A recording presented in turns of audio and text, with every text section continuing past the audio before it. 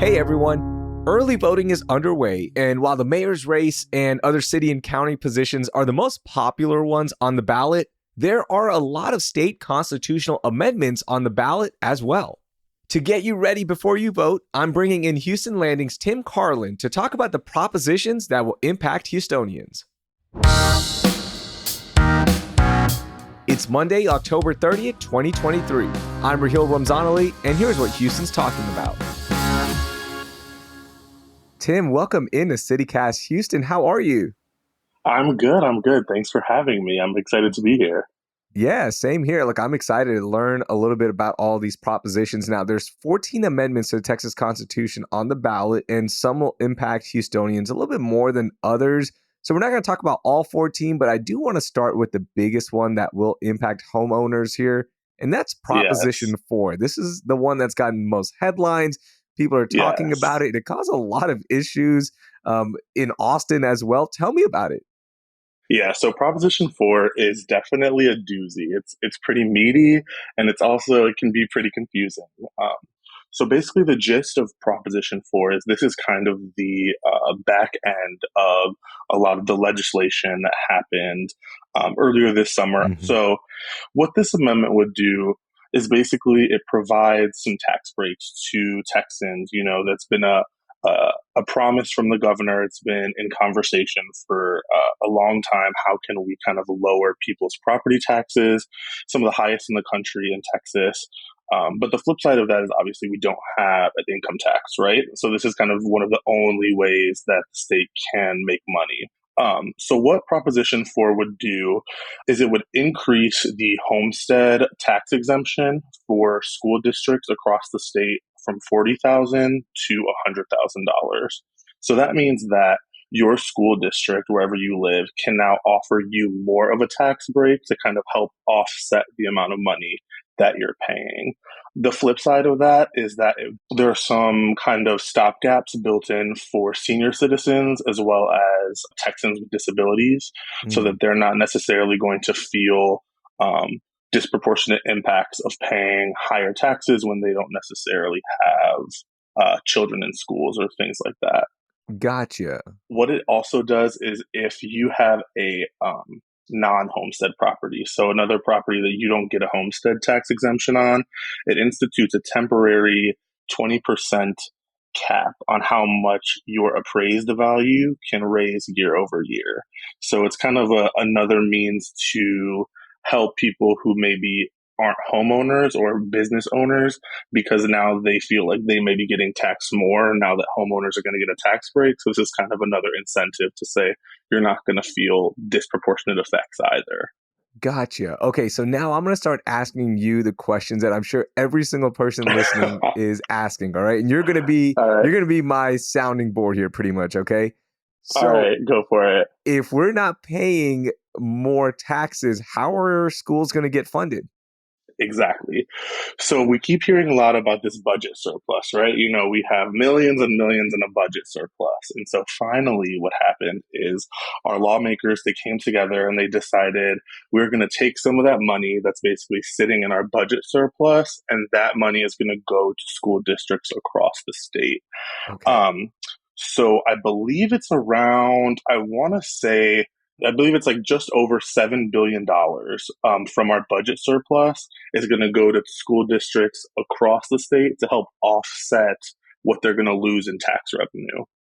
Okay, so the homestead exemption goes up to 100,000, and I saw that Texas Tribune said the average house, around $340,000 house, would save about $940 on their property tax bill. So that's about $80 a month, right? Mm. Is this enough for people to vote yes? Like, what are you hearing from some of the people who are talking to you about this? For sure. You know, I think it's a case by case basis, really. I actually, me and some other Houston Landing reporters have been out at the polls trying to get some reactions from early voters this week. I've heard a lot of positive reception to Proposition 4. You know, I think people hear the words tax break and they're voting yes, regardless of how much money it may actually put back into their pockets. They hear tax break and they hear money's going to be going towards schools. And I think that a lot of people, those are kind of trigger words for them to maybe vote yes. So I don't foresee this not passing, but there's always a chance that I may eat my words come November 7th. Okay, so nothing in life is free, okay? And this is the issue that I have with this proposition. What happens when we don't have a surplus of billions of dollars, right? This is the $1 billion question. If we're raising the homestead exemption and this seems like a one-time deal, right? Because we're not going to be Mm, getting a lot of federal money coming in. What happens then? yeah. That's the $1 billion question, just like you said. So, a lot of people do feel like this maybe is just a temporary or kind of stopgap fix. The budget surplus, it's a lot right now, but that could always change. One thing that this proposition does is that it doesn't necessarily force a school district to raise its homestead exemption. It allows a school district to raise its homestead exemption. Mm. So they could always not raise it to the full 100,000. And then also you have to remember that property taxes, it's all a big calculation, right? So, we could raise that exemption now, but then if you raise somebody's tax rates, they're going to make that money back that they lost anyway. Okay, what about business owners? Do they stand to benefit from this at all? A little bit. I kind of mentioned earlier that 20% appraisal cap is built in for non homestead properties. So business owners were kind of actually a bit concerned about this deal. They said, our year over year appraisal values are going up and up and up. Our taxes are getting higher. And if you offer more property tax breaks to homeowners, we're just going to feel that burden. So Mm. built into this proposition is actually an appraisal cap. It's temporary. I believe it's only for the next 2 or 3 years. And what that would do is it would prevent any property value that doesn't have a homestead exemption on it. So, like a commercial property or somebody's second home, things like that, their appraised value, which goes into that calculation for how much you're going to pay in taxes, that appraisal could not go up more than 20% in a given year, which isn't, you may say like that's still a huge increase, and it is, but it's more of a gap than there is currently on the books to kind of help them out. That makes sense. Okay, tell me about the next proposition that you think will impact Houstonians. Well, there's one that would kind of impact all of Houston, and that is the Energy Fund, the Proposition 7. This one is a little tricky. So a lot of these are statewide, they're going to impact everyone in the state. But Proposition 7 I found interesting because it kind of it reads one way on the ballot, but if you kind of dig into the legislation, it kind of means something a little bit different. So Proposition 7, basically, what it would do is that it would set up the creation of the Texas Energy Fund. And so people are like, oh, our grid is kind of a mess. We need more money to go toward energy, right? But the caveat here is that this would only allow for funding for natural gas and a little bit of oil. So it's not going toward any clean or renewable energy sources. It's only going toward non-renewable sources. So it's Hmm. kind of like, yes, we need to better fill out our grid, but it's a question now to voters of how do we want to do that? Do we want to invest in clean energy and renewable energy, or do we want to invest in natural gas, oil, things that we know are going to help us right now, but may kind of not be there in the future? I found that one so interesting. I was talking to an energy expert about it, and basically Hmm. he summed it up as, look, our grid, as you mentioned, is not that great. So instead of these generation companies funding and building new sources, so in case we do have issues, we have backups ready to go. They're like, Hmm. why would we fund it when we can just get you, the consumer, to fund it, right? This is way better. And of course, it's going to be on us, right? Like there's going to be a service fee that is eventually passed on to us, or somehow we're going to pay for it. So that's how I look at Prop 7 is we don't want to put the investment in, but you guys can if this is important to you. Yeah, it's kind of another, you may see it as another money coming out of Texans' pockets. It's kind of like, we'll see what the voters think Yep. for sure. So tell me about the teacher retirement system of Texas. They haven't seen an increase to the retired teachers' check since 2004. Now, there's a proposition that could help this, right? Yes, there is. So, just like you said, there is a proposition that would basically give a cost of living adjustment as well as some extra built in raises to retired teachers across the state. That's actually Proposition 9. So, what Prop 9 would do is that it would provide about $3.5 billion in bonus checks to teachers. And this would be the first time that they're going to see any type of pay increase, like you said, since 2004. So, I've also heard from a lot of voters this week that they're kind of all in favor of this. Again, it would take some of that money from our budget surplus and give it to retired teachers across the state. Nice. I know my second grade teacher is probably happy that I will be voting yes for this one. So I'm just going to put that out there. There you go. I'm sure. You're going to get a nice note from them. Park Street Homes has been changing communities by building stylish and affordable entry-level homes. And now they're changing how businesses view fundraising by launching a regulation crowdfunding campaign on Start Engine. This launch by Park Street Homes not only aims to secure capital for their next venture, but also to inspire a paradigm shift in how traditional businesses view fundraising. Simply put, you can be part of Park Street Homes' next phase of growth as they focus on building more high-quality, affordable homes for families and young professionals who might otherwise struggle to find suitable housing by investing in them through Start Engine. Just head to startengine.com/parkstreethomes to learn about how you can be part of transforming lives and building better communities with Park Street Homes. That's startengine.com/parkstreethomes.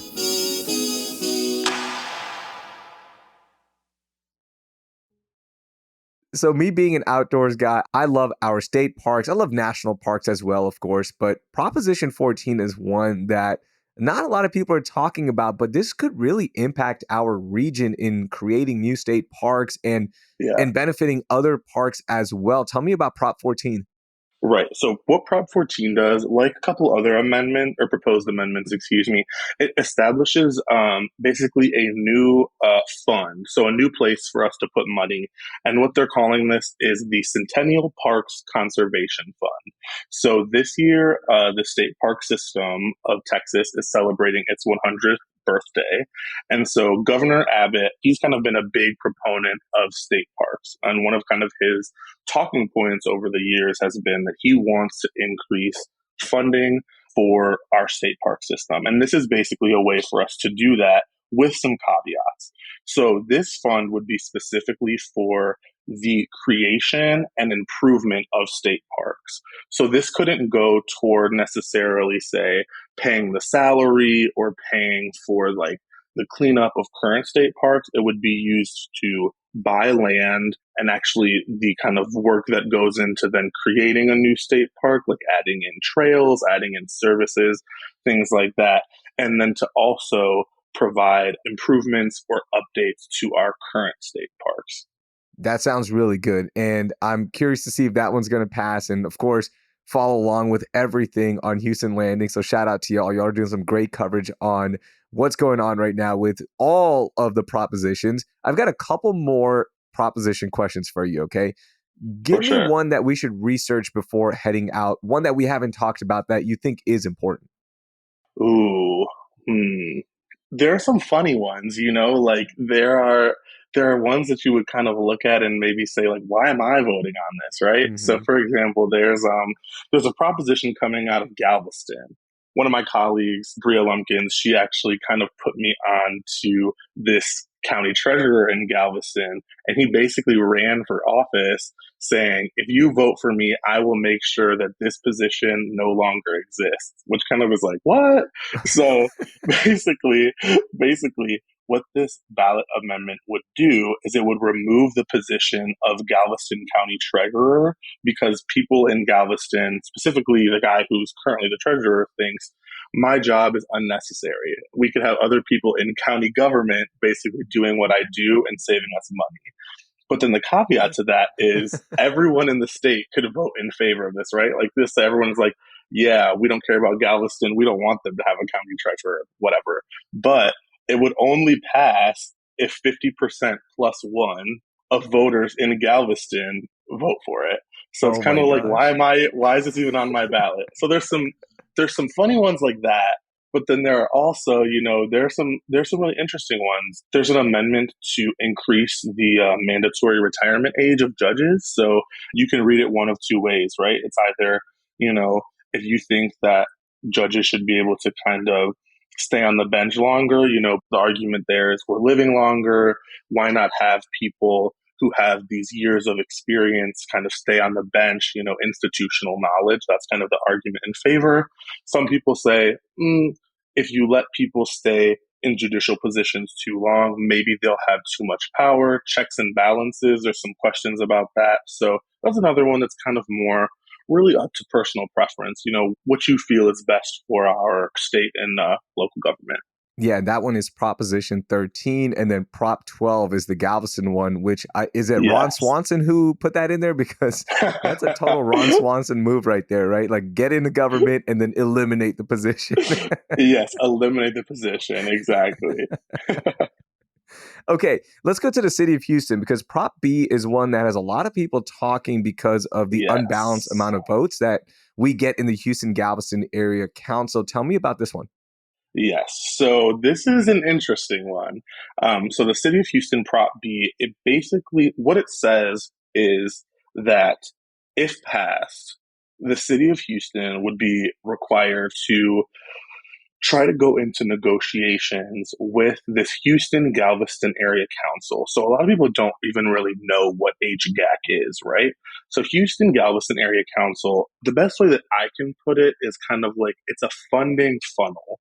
So a lot of times for big federal projects, interstate projects, things that will impact the entire region, not just one county or one city. A lot of federal money is funneled through HGAC and then doled out to specific projects, specific areas through this council. Some people in Houston are upset because Houston, the city of Houston, and I believe Harris County make up about half of the population of this entire regional council. But when you look at the voting structure of the council, we do not make up half of the votes. So the whole idea behind this proposition is that people feel as though we deserve to have proportional representation based on our population. But like everything, it's not as clear cut as some people may want it to be. So the problem is that HGAC is currently the way that Houston receives federal funding for a lot of projects. And if passed, we would have to enter into negotiations and try and get more proportional voting for the council. And if the council says, no, we don't want to do that, or if we can't come to some sort of compromise within 60 days, Houston has to leave this council. Oh, So wow. that yeah. So that kind of puts a lot of questions on the table and some questions that don't necessarily have answers yet. The city attorney actually recently expressed a little bit of concern that if we were to leave HGAC, we wouldn't be able to receive these federal funds that we've kind of been getting for infrastructure improvements, different type of projects for the city and for the county. But it's kind of not clear if that's actually the case. It's a big kind of governmental political question mark. What would happen if we leave? Some people, some experts say it wouldn't really matter. We could just create maybe our own council for just Houston and Harris County, and we could just get federal funding that way. Other people feel like it's not that simple. So there's a lot of question marks around this one that don't necessarily have yes or no or clear cut answers yet. Houston only has 2 representatives on the 37-member board of directors. Yes, Yeah. yes. And this, by the way, would, as you mentioned, just gives the right to negotiate more than anything. Mm-hmm. So there's no clear-cut answers, and that is wild to me. Finally, Yeah. Harris County Hospital District Proposition A seems to be the most important one when it comes to the Mm-hmm. citizens because look, it's going to provide us much needed renovations and rebuilds for our county hospitals. Tell me about this one briefly. Yeah, so this is actually pretty huge. So this ballot proposition, this is the first time in the Hmm. Harris Health System's entire history that they're asking us for more money. So it's a $2.5 billion bond. And I know that people are probably like seeing that and hearing that number and their eyes are like gouging out of their head. But when you put it in the context of Harris Health has never asked for money like this since its founding in the 1960s, I believe. So we're going up on a pretty long time of them just making do with the money that they have. And so what this bond proposal would do is it would allow for the renovation and expansion of the LBJ hospital. And included in that expansion would be the creation of a level 1 trauma capable emergency room. Mm. And so that would be the only level 1 capable trauma center outside of the Texas Medical Center in Harris County. So it does provide some really kind of crucial health infrastructure updates. Along with that, it would provide for the county to build and improve the health system clinics that are across the county so people have more access to kind of that more urgent care type of health care.